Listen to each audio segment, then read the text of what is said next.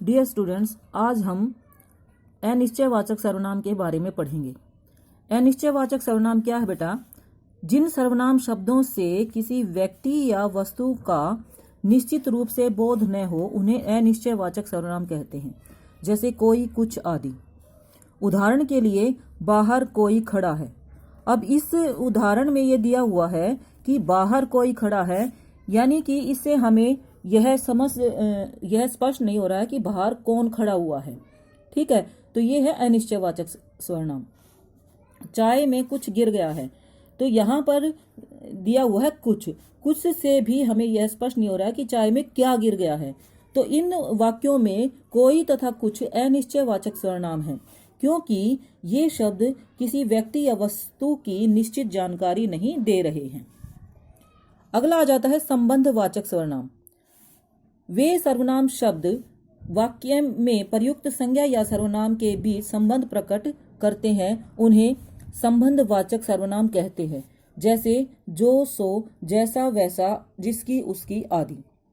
अब इन सर्वनाम शब्दों में क्या है बेटा कि इसमें ये जो सर्वनाम शब्द हैं, ये संज्ञा या सर्वनाम शब्द के बीच संबंध प्रकट करते हैं, संबंध बताते हैं।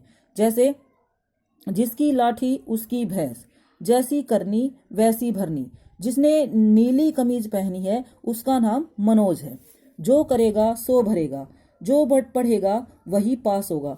तो इन वाक्यों के अंदर जिसकी, उसकी, जैसी करनी, जैसी वैसी, जिसने, उसका, जो, सो, जो, वही, ये जो शब्द हैं ये संज्ञा या सर्वनाम के बीच संबंध प्रकट कर रहे हैं, इसलिए ये संबंधवाचक सर्वनाम है। ठीक है, अगला आ जाता है प्रश्नवाचक सर्वनाम। जिन सर्वनाम शब्दों का प्रयोग प्रश्न पूछने के लिए किया जाता है उन्हें प्रश्नवाचक सर्वनाम कहते हैं। जैसे कौन, कहाँ, कब, कैसे, क्यों, क्या आदि। यानी कि जब आप किसी दूसरे से प्रश्न करते हो और उस टाइम पे आप जिन शब्दों का प्रयोग करते हो वे होते हैं प्रश्नवाचक सर्वनाम। जैसे आप कहाँ रहते हो, यह घड़ी किसकी है, तुम्हें क्या चाहिए, बाहर कौन खड़ा है, तुम क्यों नहीं आए, घंटी किसने बजाई, तुम कब आए, वह कैसे आया।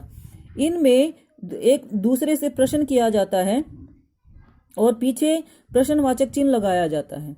ठीक है, जैसे कहाँ, किसकी, क्या, कौन, किसने, कब, कैसे, इनमें एक दूसरे से प्रश्न पूछे जा रहे हैं जिनका हमें उत्तर प्राप्त होता है, तो ये प्रश्नवाचक सर्वनाम है।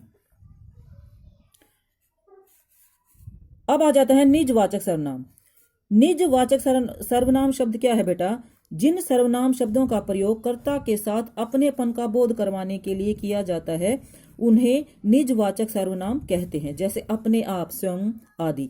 यानी कर्ता अपने आप के लिए जिनका प्रयोग कर रहा है, अपनेपन का बोध करवाने के लिए। जैसे माँ, मैं अपने आप बाजार चला जाऊंगा।